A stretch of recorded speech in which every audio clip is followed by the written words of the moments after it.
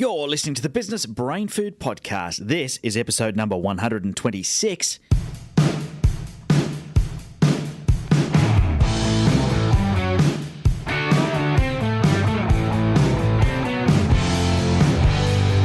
Welcome to the podcast that gives you direct access to the world's leading business building experts. Head to MaxMyProfit.com.au to catch up on past episodes, download your free business growth tools, and access show notes for every single episode. Now here's your host, Ben Futrell.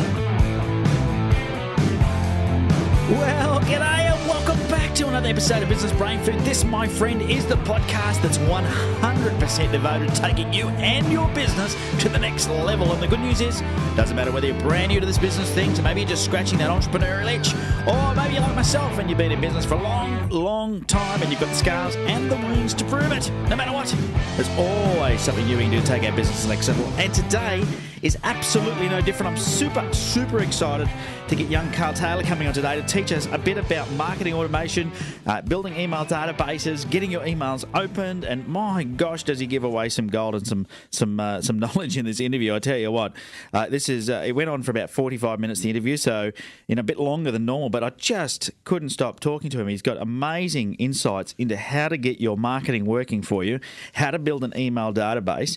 And Carl, Carl's been doing this for the last 15 years. He started his first business at 15. You know what I love about Carl? You get these geeky guys that tell you stuff about online marketing and building email databases and having, offers online to people opt in with their emails, and then you sell them stuff by, nurturing them. You know what I love about Carl? Carl has walked the walk. This guy has owned many businesses. And, currently owns a business with 30-odd people in his team that is the done-for-you service for people doing marketing automation in their business. But he's walked the walk. He's a marketer. He's an entrepreneur. This is not just some guy who loves technology, but he's an entrepreneur. He's done entrepreneurs training, in Vegas with Brad Sugars. He's had his businesses. He's had business. He's done stuff that's failed, and he admits it. Like true entrepreneur. This guy's amazing. So I think you're going to love the chat that we have with Carl today. As we go through talking about, how to build your email database, what offers to make, how often to email it, why your emails aren't getting open and what to do about it. I mean, he shares that with you, which is amazing. Even one of his own strategies that he did that he said was a bad strategy, or in his words, a terrible strategy, and why you shouldn't do it. And he's going to explain that to you. What sort of open rates you should expect, what opt-in rates you should expect, how often you should email, what return on investment you should be expecting, all those things. We're just going to get so much knowledge from Carl today. It's amazing. Now, before we do get stuck into the interview, I want to say once again, thanks for tuning in. If you're a long-time listener to the Business Brain Food Podcast, I love you. Thank you for coming back. It's what keeps the show alive. And I'm loving doing these shows, loving these interviews. And I think I've said it before, I'm really selfish. I interview people when I need help. So chatting to Carl today, I wrote down pages of notes, because there's plenty of stuff in there that is going to help me grow my business. And I hope you do too. I've been sending some amazing guests on with some incredible insights in how to build a better business, and I'm sure that's what's happening. So if you're a long-time listener, thanks so much for tuning in again. 126 episodes. I'm really proud of where we're going. I'm starting to look down the barrel of the 150 mark. Not sure how I'm going to celebrate yet, but I know I'm going to. I'm going to do something special. Haven't decided what, but we're only 6 months away from hitting that target. So when we get there, we'll do something special. If you are enjoying the show, by the way, shoot into the iTunes store, leave an honest review or rating. I'd love to get your feedback. That's really important to me, in fact, and it's important to those that come across the show. So head into iTunes, leave a review or rating. I know it can be hard on your phone or whatever, but if you wouldn't mind taking that little bit of time out for me, that'd be fantastic. I would really appreciate it, and you'll feel all sort of warm and fuzzy inside as well, because you've done something nice for me. All right. Now, if you are a new listener, welcome. Welcome to the Business Brain Food Podcast. Make sure you go back and listen to the previous 125 episodes. Don't do it all today. That's called binge listening. And you wouldn't get through it anyway, because it's like 100 and something hours of content that you'd have to listen to. But I do know people that have gone back and listened to all the episodes in the past. So, if it is your first show, welcome, and I hope you enjoy the show. All right. Without any further delay, let's get Carl on.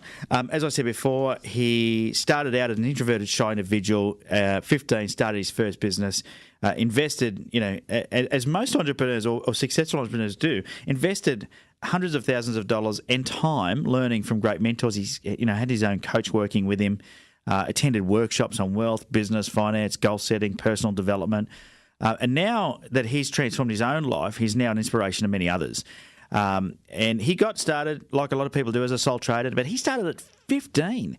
I mean, what a young age to start a business. But he launched a Zany FX, which was a web design and web hosting company. So he's, in his own words, by admission, a geeky guy and always loved that stuff. But he ran this web design business from home while still juggling being a school student, so if you can imagine, and was working part-time at a pizza shop as a assistant manager, the youngest assistant manager.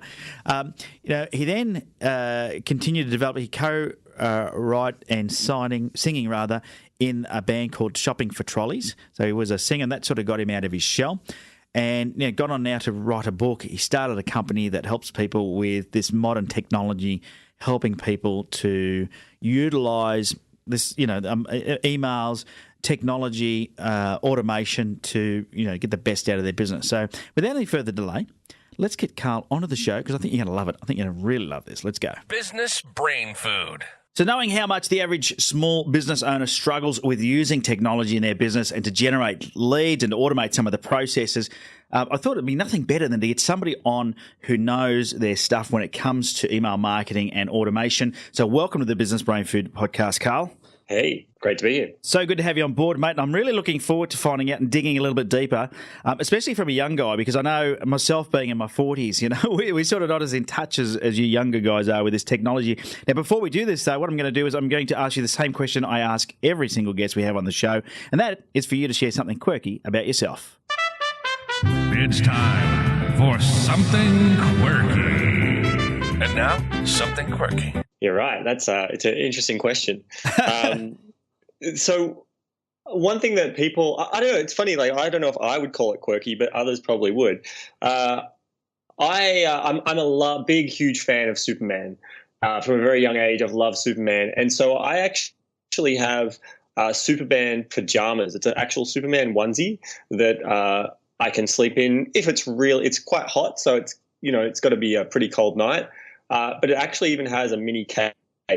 So that's something a little quirky and a little geeky about me, is that if it's a really cold night here in Sydney, there's a chance that I might be sleeping in a Superman onesie pajamas. So, yeah. Well, there you go. Well, two things. First of all, I'm going to confirm, yes, that is quirky. And secondly, listeners, if you see Superman running through the streets of Sydney on a cold night, it's probably Carl. Yeah. Good stuff. Hey, mate, why don't you start off by telling us a bit about your journey and how you got involved in the world of, marketing automation and email marketing?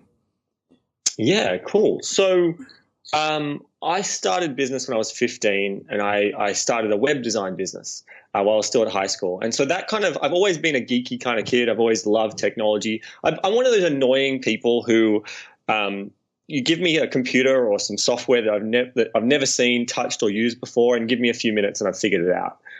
So I've always been naturally really good at tech. And then after my web design business through high school, I then bought into an IT support company, which I ran for 8 years. And so the IT support company, again, I was doing techie stuff for small businesses all around Australia, my father and I. And it's actually, funny enough, was one of the first businesses that I got a business coach for. It was actually Action Coach that I got from in that business. And so then from there, after 8 years of running that business in particular, we've been helping people implement CRM systems, all sorts of things, but I wasn't really doing a lot of email marketing yet. And then in 2010, I wrote a book. And once you write a book, you need to promote it, right? And I went along to a number of different seminars, and I've been studying online a whole bunch of stuff. And I came across this concept of using email automations, automated sequences. And so to promote my book, I invested in a software called Entreport. Well, it's called Entreport now. It was Office Autopilot back then. And so basically 2010 is when I really started to dig deep into email marketing. Before that, I'd just done the standard sending out a newsletter type email marketing, but I really started to get more advanced in 2010 and just dug deep. And as someone who loves technology, and some of my friends actually, they joke around, and often a friend of mine, Taki Moore, he when he introduces me to people, he'll often say, "This is Carl. He thinks like a computer." And the reason that is so useful to me is that in email marketing and marketing automation, if you can think like a computer, you can make these tools do incredible things that some people just don't even think about. So yeah, my background's always been heavily tech. I've also had businesses that weren't very tech related, but as soon as I bought a gift basket business in 2008, and as soon as I bought that business, it was completely offline. My goal was to turn it into an online business, leverage, email marketing, leverage online selling. So yeah, I'm a very geeky, techie kid, and tools like email marketing just make a lot of sense to me. As an introverted kind of guy, I'm not a huge lover of sales, which is why I fell in love with marketing, because that gets the calls, the phone ringing and people calling you, whereas sales can be a little more, chase them. Marketing gets them to you. And so kind of combining my love of tech and my love of marketing and psychology and getting people to call me rather than me calling them, I just fell in love. And that's my history, I suppose. These days now, I do a lot of email marketing, or my company, we do a lot of email marketing for people. So, yeah. Yeah, great stuff. Great, and it's a great evolution there. It sounds like you've had a bit of experience and you've got some war wounds from being in business, and you've taken a business absolutely. from offline to online. So, yeah. There's a lot of listeners out there that can probably relate with you, where you just said sales was something that you're not 100%, it's not your favourite thing, but you like making the phone ring. And I think, that's a real trick and an art in itself these days in business, is to be able to get the phone to ring to save you having to chase business. Is that something that you think most businesses can do, or do you think that's a certain type of industry that can benefit by that, or do you think can anyone be making their phone ring?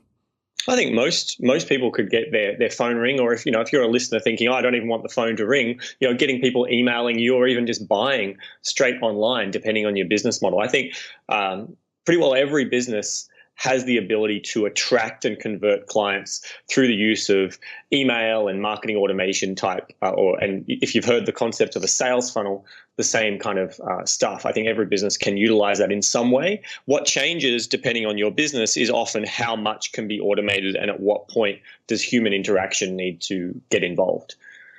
Yeah, and by your own admission, you're a geeky kid. You said you grew up geeky and you love technology, and even you've got some great people calling you a computer, or say you think like a computer. What if I'm a business owner that is not geeky? I'm not tech savvy, and I don't even like using computers. Is there can I still take advantage of this technology to make it work for my business? Yeah, absolutely.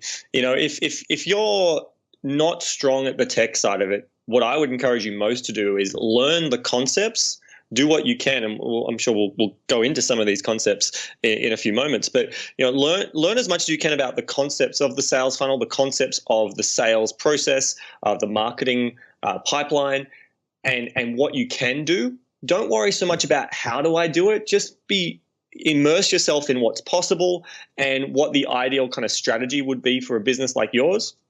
And then outsource, get someone else, whether it's someone in your company who has the tech skills, or whether you get a third-party consultant, or whether you get an outsourced company, or whatever it is you do. Don't get so hung up on the how do I do it if you don't have those tech skills, because you'll waste hours, you'll waste months of inaction or slow action. So to be honest, I've seen so many people who they've tried to do it themselves who didn't have the skills, and it took them 3 times as long. And even then, the implementation that they ended up with was really poor compared to if they just paid someone else to get it done. And there's some really affordable options out there, and then it's done. But what I would discourage outsourcing completely is the strategy side of it. Get advice, sure, but what you really should do is you should immerse yourself in what's possible with the different tools, and what a good strategy for your business might look like utilizing this technology. That's what I would say. All right, cool. Good answer. We'll come back to diving deep into the concepts in a second. What I'm interested in, have you got any sort of case studies or real life stories, whether it's your own business or somebody else that you help, where they've been able to use technology to really turn it around and make a big difference? Yeah. So, well, I mean, if I think about myself, for example, and I talked about my book back in 2010. So when I started leveraging and using Office Autopilot, now called Entreport, back then, all I had was this book, right? And I wanted to promote it. And I had this business that was not making any money, because the only product it had was the book. and I had no audience. No one knew me at all. And all I did really simply, and looking back on a terrible strategy, I gave away 2 free chapters of my book. And I put a landing page up so a web page up, which had, hey, download the 2 free chapters, put your email address in, and we'll capture that. And then I had an email nurture sequence designed to follow up these people and keep promoting and prodding until they bought my book. Let's say about 12 months later, it took time, but after going out there and kind of promoting the page and leaving posts online and forums and telling people about it, 12 months later, I had 5,000 people on a database who, all right, I sold a number of copies of my book, but what was more important was now that I'd actually started running seminars, and I invited people to attend seminars to come and learn from me. I started running webinars, and I basically built an entire business off initially building a database. So getting those people onto my mailing list, I was then able to build an entire business where I then ran seminars. I was teaching people about buying and selling businesses, and all from this initial database building of a book, giving away 2 free chapters. So the power of building that list is huge. So even if you don't have anything to mail or anything to sell right now, I would highly encourage everyone to go and start building a database if they don't already, or if they've got a database but there's no email addresses, start building those email addresses as well, and start capturing that from your existing audiences and getting that built ready so that you can start promoting and leveraging that. So that's probably a really, in my mind, that opened my eyes and blew my mind to realize that you could capture so many people onto a database. And then it wasn't just about, I made a quick buck here or there. I was able to build an entire business off that database.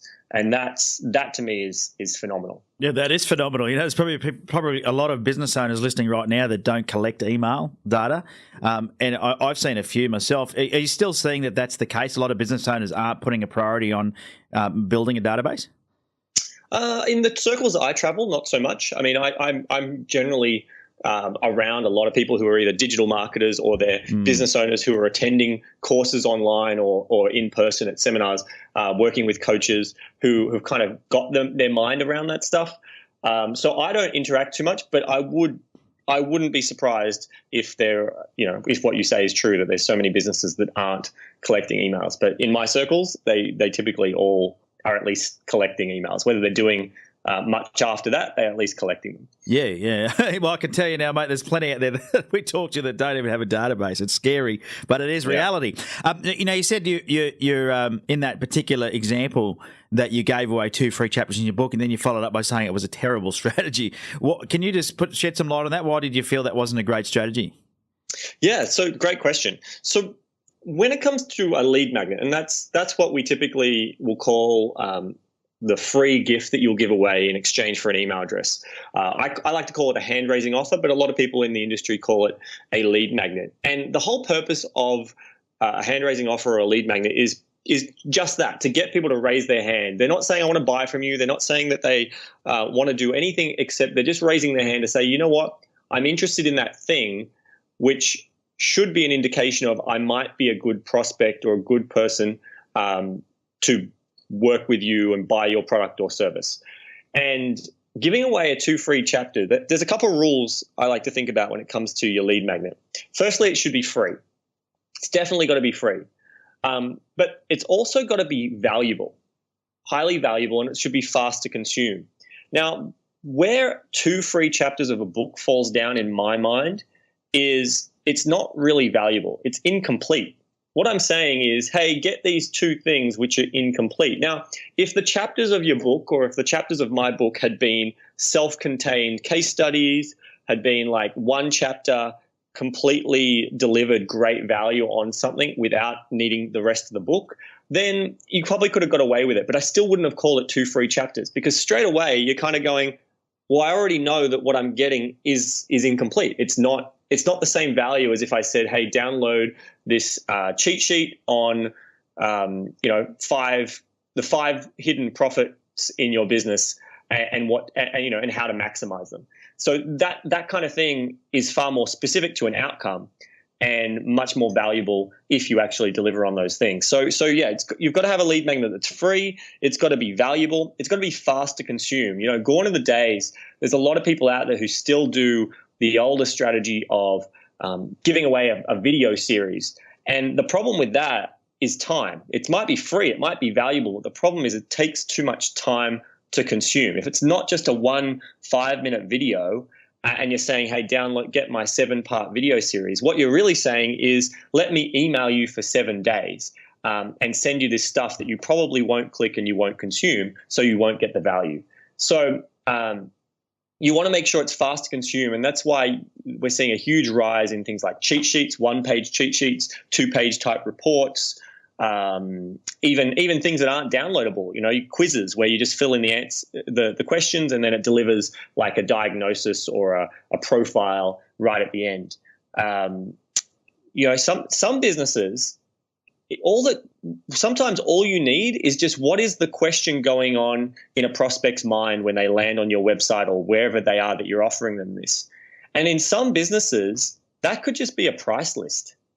It could be so simple that, it's free. It's getting them to raise their hand that they're potentially interested in being a client, and you're delivering some value because maybe on the website you don't have prices, but that's their number one question. Well, what's the cost? What are the prices? And so offering them the price list, you're now getting their email address so you can now build a relationship with them. So going back to your question, the reason that the 2 free chapters was not good is that it was incomplete. It didn't really deliver real value.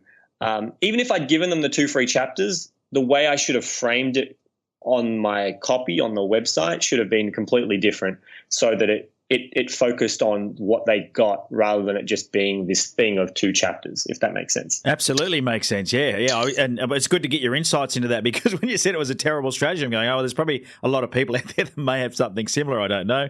But certainly good to get your insights from your learnings. And so cheat sheet. So is the ebook dead? Because I know, when it started, everybody was offering a free ebook, a complete ebook, but obviously that's not fast to consume. So would you put that in the same category as these long-winded video series?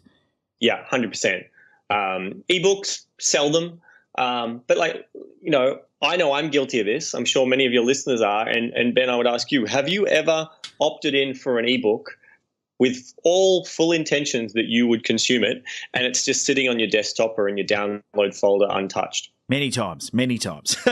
Yeah. And that's guilty as charged, Your Honour.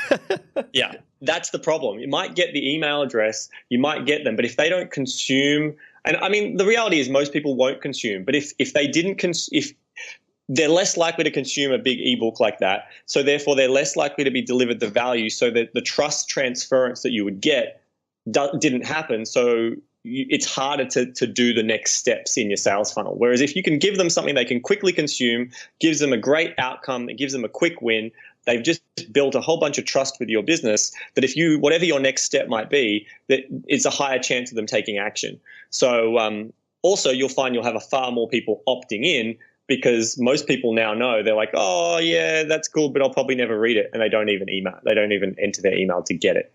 So yeah, ebooks in my mind are dead. And I think I did a blog post a little while back about ebooks are dead. So yes, I definitely agree with that. Yeah, good stuff. All right. Now, I feel like this is a really good segue, even though I was asking about something you said about your own story, to start talking about, you mentioned marketing pipeline and sales funnel and all these sort of jargony words. But I guess once you've come up with a good, valuable, downloadable thing, lead magnet or, freebie, whatever you want to call it, on your website, and or wherever you might put it, you've got people opting in. What's next? What do you do next? Great question. So yeah, we've got people raising their hands saying they want our stuff. I liken, if people are sitting there going, or standing, or wherever you are listening to this, and you're thinking, well, what is this whole sales funnel thing? I liken it to dating. I think most of us can relate at some point in our lives, or even currently, you've dated or are dating. And if you think about it this way, a sales funnel is the dating process. Too many business owners out there, what they do is the equivalent of walking into a bar, walking up to someone they're interested in, and saying, "Will you marry me?" And that, because what they're doing is they're saying, "Buy my stuff," which is the equivalent of "Will you marry me?" And a good sales funnel takes that a step back and puts you back into the standard dating process. The hand-raising offer is the walking up to someone and saying, "Hi, my name's Carl," and seeing if there's a receptive conversation that continues. They can choose to opt in and continue the conversation, or they can choose to walk away or just stand there and say nothing, right? So that's the hand-raising offer, the opt-in, if they've said yes or said hello and start the conversation. So the next step, if we go back and think about dating, well, if we've had that conversation started, what are we then doing next? Well, typically what we're doing is we're asking questions. We're getting to know the person. We're qualifying them so we can figure out either what type of product or service that we want to offer, or how good a fit they are for us if we were to continue this dating process. And so that's exactly what you want to do next. Once we've got people to raise their hand, we want to offer them something that allows you to qualify them as to whether they're a good fit or not. Because if you offer a lead magnet of some kind, doesn't matter how great it is, how targeted it is, there will be people who opt in for it who are either your competitors, opt in for it who were curious, people who were ready to go right now versus people who are like just in the research stages of what they do. So you've got this varying scale of who you're talking to, just like you would if you were to walk into a bar or wherever you were and introduce yourself in a dating scene. And so what you want to do is you want to offer something to qualify them. So some really great qualifier type steps. You got two options. You can do a free qualifier step or you can do a paid qualifier step. And this is really going to depend on your business model. So let's talk about the free one, because that's one that I don't think enough people talk about. So if you are like an accountant, professional service provider, financial advisor, all of those kinds of things, typically what happens in your business model is that you eventually need to have a conversation with someone. And so a lot of trust really needs to be built up. You're not selling this one-off product. You're not selling a digital course, and you're not selling a physical product that you send out. So your qualification step should really be something free, because you're trying to sell something a lot higher value and you're going to need to build some trust. So you might offer them a webinar. So they've raised their hand for this cheat sheet, and now you offer them a 90-minute, 60-minute webinar to come and learn more deeper on that particular topic. And on that webinar is when you might pitch the next option. You might invite them to a seminar, an actual face-to-face event where it might be a networking drinks, or it might actually be a seminar that you present and deliver great value, and then again maybe there's an offer at the end. Or it might be a quick 15-minute phone call just to have a chat to see if and how you can help. They're kind of the most common types of ones, whether it's a phone consultation, a webinar, or a seminar, or an invitation to come into your office. But even then, the invitation to come into your office would be better off after initial 15-minute phone call, because it's just a lot less risk in a quick 15-minute chat and saves you a lot of wasted time if they weren't the right fit to even come into your office. So they're kind of the free qualification steps that work really well. If, however, your business is far more product-based, or what you're selling is of a lower value, and maybe you've got something you can take out and you could offer them like a sampler, if you like, or that's where we would offer them a paid qualifier. And so some people in the industry call this a tripwire. I like to think of it more as what it actually is, which is a qualification point. And so if you offer them something paid, it should be, one, valuable as an add-on to what you just offered them. So if let's say you had a cheat sheet about, I'll use one of my own examples, right? I've got a cheat sheet about email subject lines. And then the qualification point after that is offering them a product I sell for $12 called Instant Leads. And that's basically just some email templates. It's a kind of a concept around emails, but it's an add-on. It's a logical step from the email subject lines to then offer them this download. But the price is really important. It's that when you're at the shopping and you're at the counter and you're about to process, and then either you or your kids or someone go, "Ooh, hubba bubba, I'll just put that in my and I'll buy that now." It's one of those impulse buys. So the price point should be an impulse buy price point for your market. So if you're a kind of a consumer market, that's probably around $20 or less. If you're selling more to a business market, that could be up to like $100. And if you're going to a corporate market, it might be slightly more, like $250. But typically you're selling them something where it's this kind of, they don't have to think too much about it, and they go, yep, I want it. And that continues the conversation. We go back to the dating approach. We've now kind of had the conversation, we've qualified them out, so we've invited them on a date. Does that make sense? Yeah, absolutely. And I'm interested to hear so I understand that if you do the free thing, so if you're a professional service of some sort, or if it suits your business to have that, maybe a 15-minute consultation or a webinar or a seminar or maybe a networking event, that makes sense because that starts the conversation. If you do the paid qualifier where someone is paying $12 to get your instant leads, for example, your email templates, do you then have a conversation with them anyway? Are you ringing them, or are you now? What are the next steps from there? Because obviously you're talking to them at that free event, but when they buy something from you, do you just now know that they're a customer and they may buy more, or do you have a conversation? Where do you go from there? So yeah, that's a great question. And it really does depend on your business model and what is next in your step. So the next step is where you would make your core offer. And so absolutely you could, if what I sold was consulting of some kind, like if what I sold was, done for you consulting strategy around email marketing, what I could have included is when you buy my $12 instant leads product, I could actually go, plus I'm going to throw in a bonus 15-minute consultation. And so I could actually combine. So it's a great point there. You could technically combine the paid and the free step together if what you require is a consultation. But if your business is, let's say, like, I got a lot of clients who are, coaches, consultants, people who sell digital courses, products online.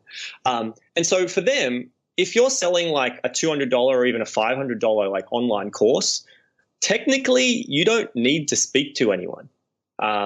If you've done the right job in your kind of content marketing and positioning, and then you've got a great sales funnel with a good, really highly targeted lead magnet, and then I have a qualification step of like, let's say the $12 type product or a $20 product.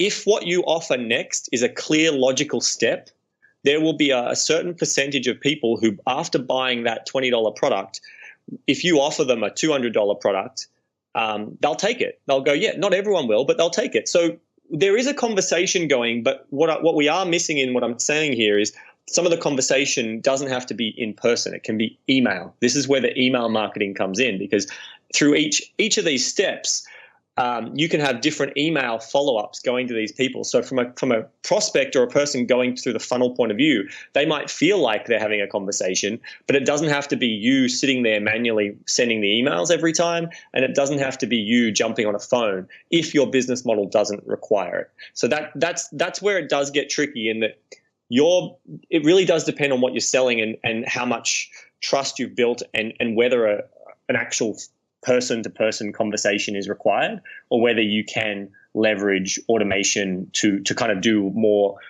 one-to-many type conversations through technology. Yeah, great stuff. Now, one of the things I'm interested to hear from you is there an industry standard conversion rate we should expect from an opt-in to a lead magnet to a qualifier? Yeah, great question.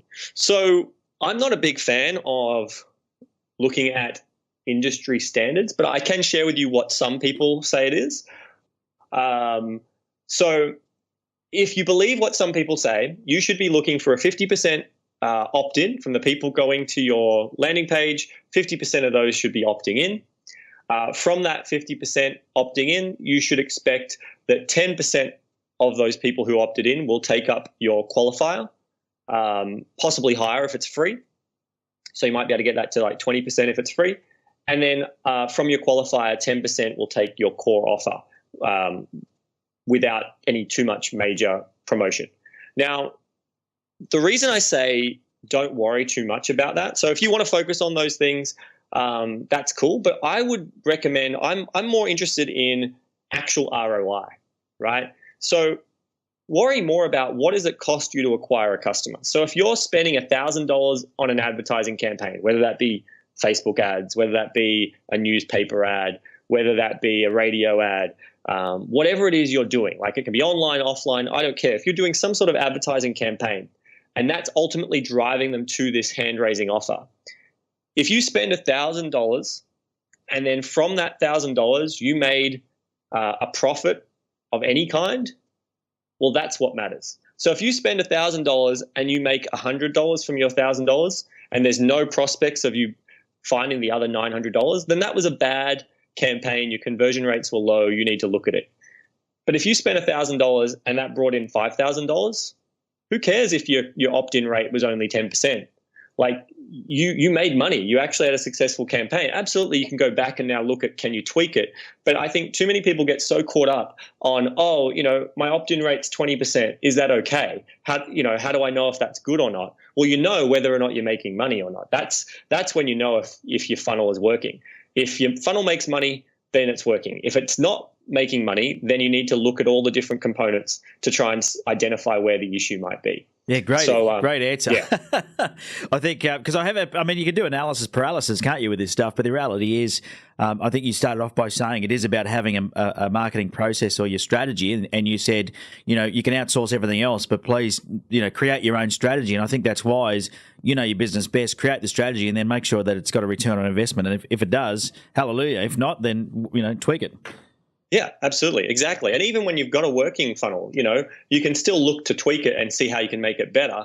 But most people, to be honest, it takes them a few tries before they get a working funnel. So that's one thing I will say to you. If you're listening to this and you've already tried sales funnels and you're thinking, no, Carl, I've tried it, it doesn't work. Or if you're sitting there going, I'm going to try this, let me set your expectations. Your first funnel or two will probably not be profitable, because you're learning, you're figuring out how they work, and you're going to, unless you're someone who knows your customer intimately, you understand really well what your customer wants, and you already know how to create the different pieces, and then whether you do it or whether you outsource putting the tech bit together, then you might buck the trend and actually have your first profitable sales funnel. But I would encourage you that don't go into it expecting that my very first one is going to, be the savior of my business. Because if you go into it like that, you're going to get disappointed and then you'll stop.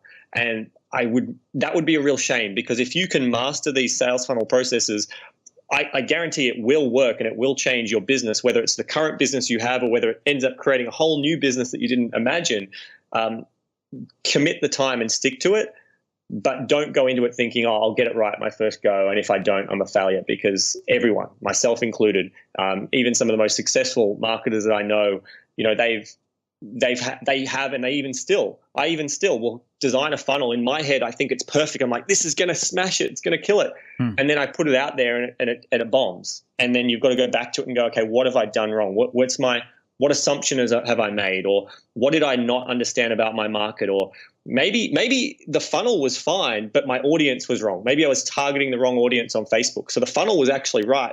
I was just sending the wrong people to it. So don't get so hung up on, I've got to get it right the first time. Just do something and go from there. But absolutely, you know your market best. You know your customer best. So you're going to be the person who can better design a funnel that takes them from step to step than anyone else can. Yeah. Now, you use the analogy of the dating game. Of course, there's some people that are going to take up your core offer, but even based on those statistics, they're not going to be that many people. It's going to be a small percentage are going to take up your offer immediately. You mentioned earlier that you put people into a nurturing sequence. Maybe you could explain a bit about what that is, because we've got all these other people that didn't take action, that didn't qualify at that point in time, but you're not just going to leave them, are you? You're going to do something else with them. Yeah, great question. Absolutely. So after anywhere throughout the whole sales funnel, you want to have a completely separate section. I call it the nurture bucket. And that kind of process is, so back in the day, I used to automate the nurture process. And I know some people who still do. My thoughts around that has changed. So I'll share that. I'll share both kind of concepts with you. But basically, anyone who's opted in for your lead magnet, your hand-raising offer, and they didn't take up your qualifier, they're still in your email database. So what you want to do, depending on the system you use, you want to tag them or put them in another list that you call nurture. And think of the nurture process as your newsletter, if you're into sending email newsletters or even physical newsletters. Basically, it is the continuation of a conversation. If we were to go back to the dating concept, this could be, well, actually, a perfect example. So my partner, I've been with her now for about 4.5 years. And she was someone that you could say I actually put in the nurture bucket for a while. So we dated maybe 7 years ago, I think. We started dating 7 years ago. And then we broke up. And we went our separate ways for a couple of years. And throughout those couple of years, though, if I got drunk or, just throughout every now and then, every few months, I would send her a text message or I would send her a message, and we'd kind of have a bit of banter back and forward. And then we'd kind of stop talking to each other for a while, and then we'd come back and we'd talk a bit more. And then eventually, 4.5 years ago, we kind of got back together. But that whole process, if you thought about it this way, was actually a perfect analogy of what the nurture process is. Because what happened is you get someone into your funnel or your environment. You might hit them with a lot of stuff initially, trying to offer them your products and services, but then it's not a good fit. Doesn't mean that it's never a good fit, just now wasn't the right time for the both of you. And so what happens is you need to stay in contact. You need to just touch base every now and then, remind that you exist, add some value, and then eventually you make another offer. And so when it comes to your nurture process, there's two things you want to be doing. You want to be sending content. So content is about information, education, educating them about what your company does, educating them about how they can use your products or services to solve problems, educating them about success stories and case studies you've had with your clients. That's kind of the content piece. It's the trust building, adding value. Whether they buy from you or not, they're going to go, this is awesome stuff. If all you ever do, though, in your nurture process is send free information. So if I go back again and I think about myself and Grace, if all I'd ever done was just kind of like say, hey, and kind of send a joke or be a bit witty, and that was it over those years that we weren't together.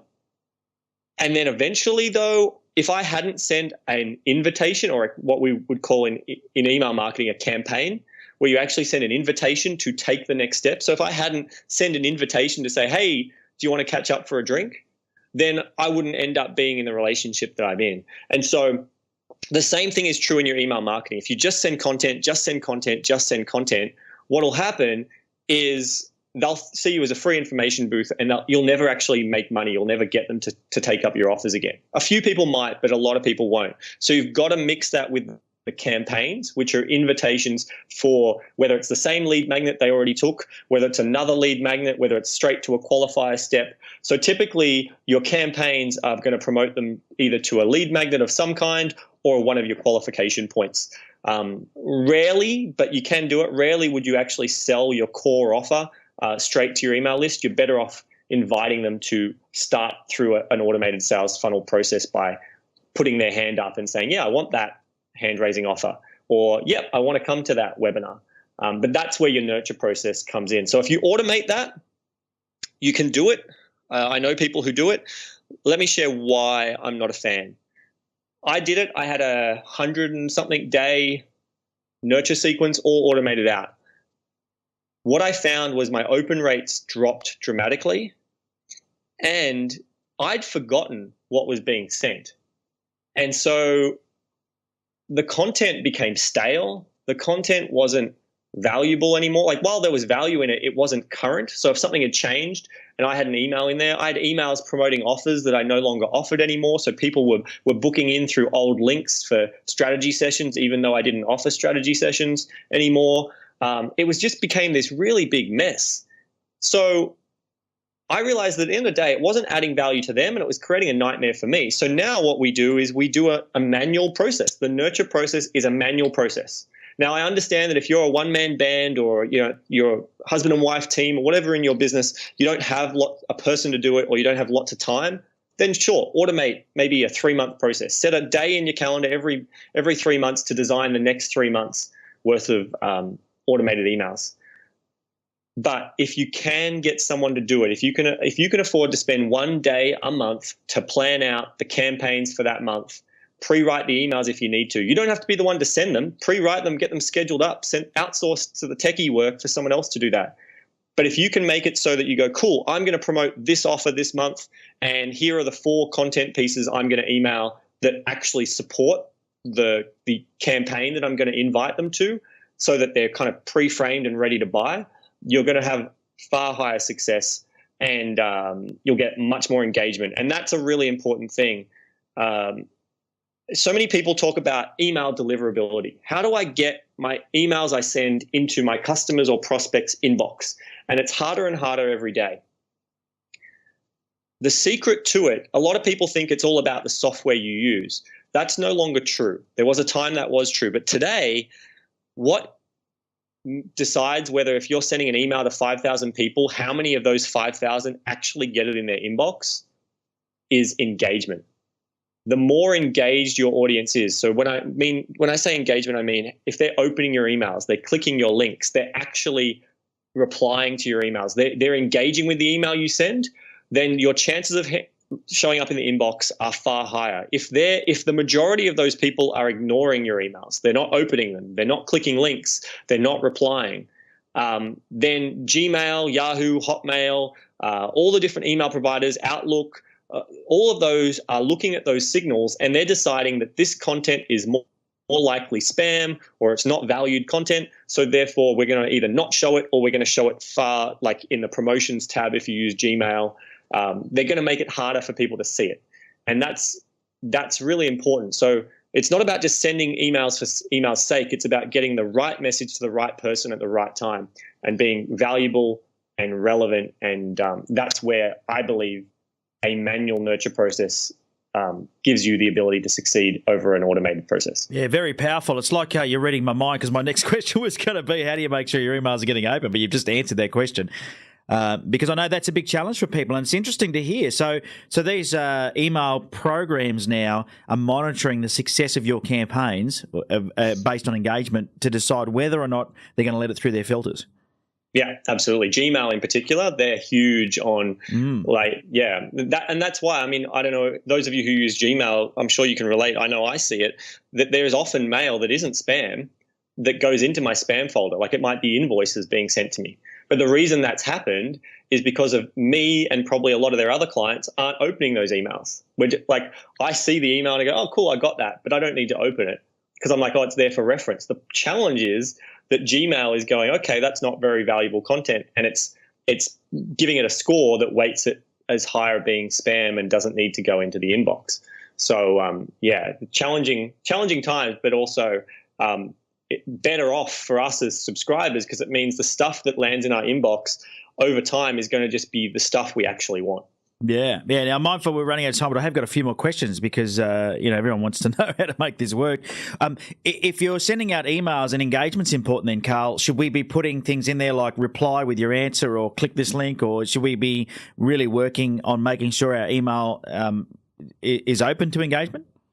Yeah, 100%. So that's one of the best things you can do. If one of your first emails that goes out from your automated system says, hey, thanks so much for downloading my thing, here's the link, I'd also love to hear from you. What's the number one reason you downloaded it? Like, hit reply. If you can get someone to reply, what that does, especially again with Gmail, which there is a lot of businesses and individuals who use Gmail, what will happen is that means it adds you, when they reply, it adds you to their contacts. And as soon as you're added to the contacts, you have a higher chance of showing up in their primary inbox, which again is a signal to Gmail and a lot of other email providers that this is valuable content. This is a real email address.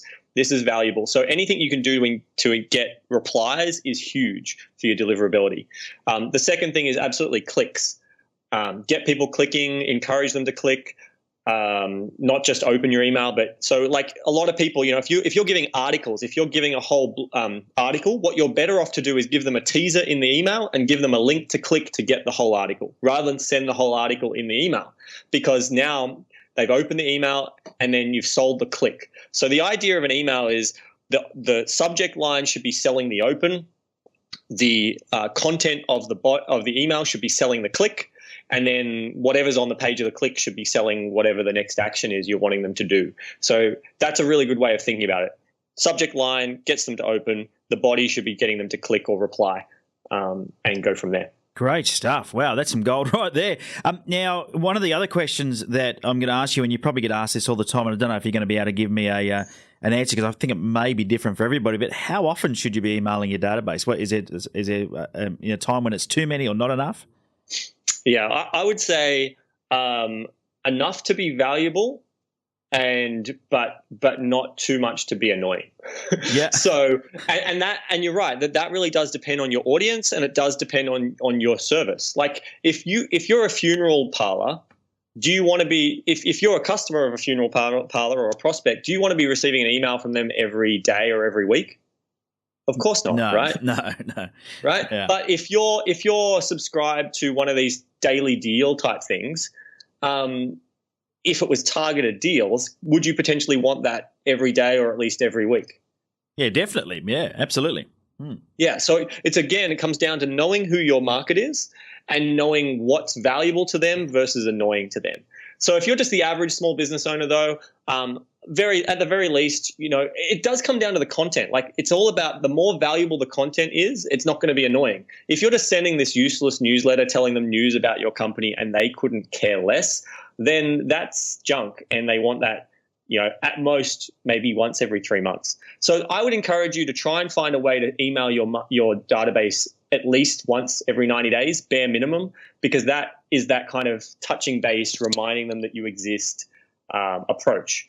Also, you might have different segments of your market. Like you might have clients who want to hear from you less or more, prospects who want to hear from you less or more, and maybe you've got suppliers or people who you're potentially going to recruit, and you need to have different. So depending on your segment of your database as well, you might have different mailing times and frequencies for each.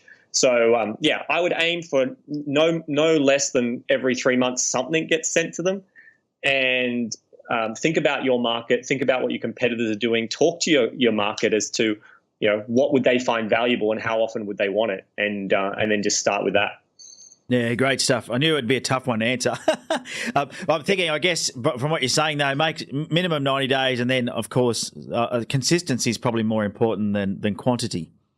Yes. Well, I would say actually quality is more important. So it's not even consistency. I mean, I know some businesses that can do amazingly well with just one email a year. Now, I don't recommend that, but if you've got a highly engaged database and it's a really great email every year, then that could totally work too.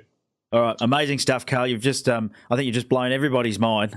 There's a lot of business owners listening in that have got a lot of work to do. How do people find out more, mate? Sure. So if you want to find me, I've got a couple of free things online. So if you go to my website, carltaylor.com, I have that email subject line PDF that I talked about, where, of course, if you want to, you can also grab my instant lead product. Or if you're looking for kind of help to do outsourced team who can kind of do all the techie work of the email marketing stuff, but you do need to know your strategy, you can find us over at automationagency.com. I got a team of 30 plus guys, and that's all we do all day, every day. Yeah, great stuff. So if you want help with your automation, if you want to help to get all this working, then Carl's your man, carltaylor.com.au or Automation Agency would be the other place you go. We'll put all those links into the show notes. This is episode number 126 of Business Brain for BBF126. If you want to grab those links, you may be on the treadmill or driving along. We'll make sure they're in the show notes for you. Mate, Carl, I can't thank you enough, mate. It's amazing. You probably take it for granted the amount of knowledge you have around this stuff, and for you to be able to disseminate that amount of information in such a short time is so helpful. So thank you. Much gratitude to you, buddy. My pleasure. All right, all we got left to do is the 60-second scramble, my friend. Are you ready for that? I think so. All right, get your Superman onesie on. Let's do it. All right. All right. Favorite app on your phone? Uber. Number one tip for being more efficient? Schedule sprints into your calendar. Nice stuff. Favorite book? Billionaire in Training by Brad Sugars. Nice one. Do you have a hidden talent? I used to be a singer. Oh, there we go. We won't ask you to sing a few tunes, but we're having a good time. What's your biggest addiction? Working smarter. Yeah, I think that's a good addiction to have. Have you got an inspirational quote you can share with the listeners? One of my favorites is whether you think you can or you can't, you're right. Yeah, whichever way you're right. What's the strangest thing you've ever eaten? Balut in the Philippines, which is like a half-grown bird thing. It's like got feathers and stuff, and that was weird. Got feathers and stuff and bird thingy. Sounds strange, that's for sure. Yeah, it's like an egg. It's like an egg that's kind of fertilized part. So it's like an egg, but it's fertilized more. So it's actually kind of it was gross, but it's a delicacy, they say, in the Philippines. So. You know what they say? When in Rome, do what the Romans do. So good man for having a go. Yeah. All right, Carl. Once again, mate, thanks so much for sharing your knowledge with us on the Business Brain Food podcast, and all the best for the future, my friend. My pleasure. It's been great to be here.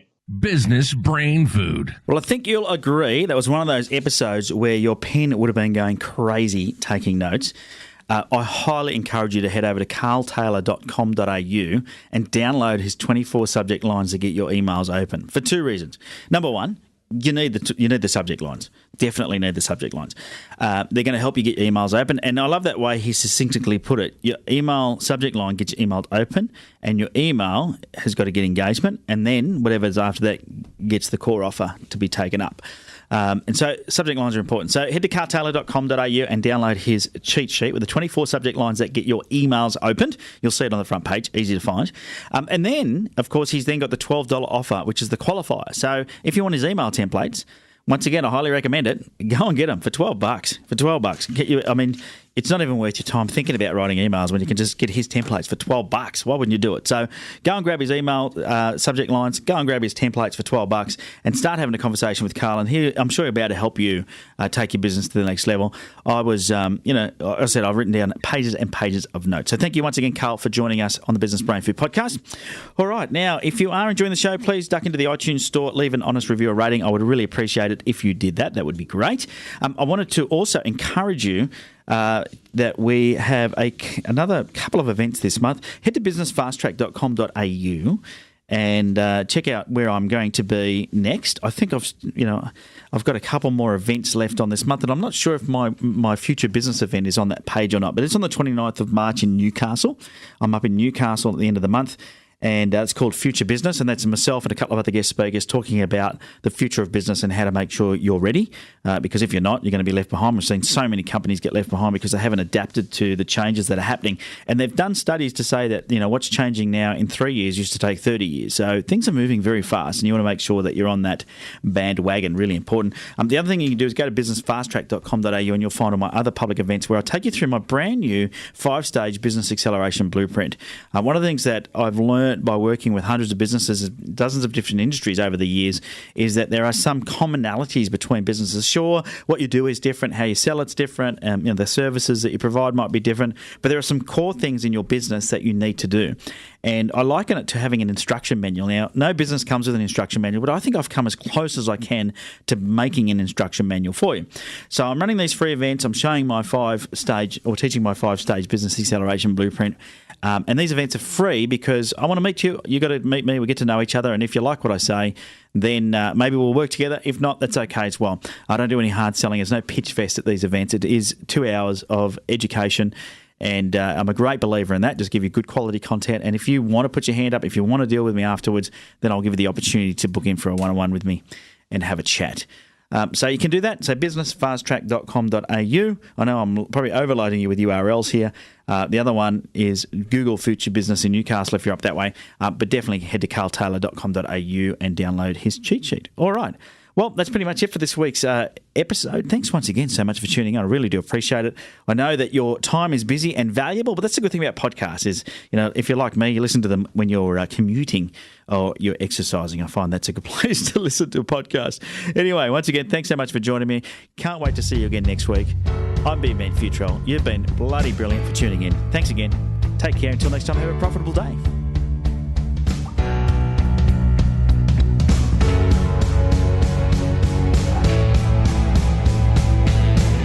You can fly higher than the sky, shine brighter than the stars. You can live all you ever wanted.